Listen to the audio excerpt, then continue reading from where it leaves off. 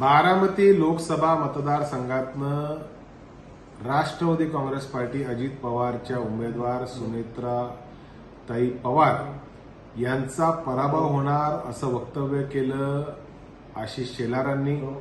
आशिष शेलार भारतीय जनता पार्टीचे पदाधिकारी आहेत आणि ते पहिल्यांदा खरं बोलले.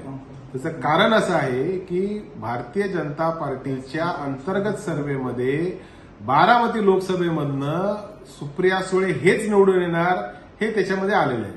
त्याच्यामुळे आशिष शेलारांकडनं काही चूक झाली नाही. जे खरं होतं तेच त्यांनी व्यक्त केलं आणि आशिष शेलारांचं वक्तव्य हे येणाऱ्या काळामध्ये खरं ठरणार आहे.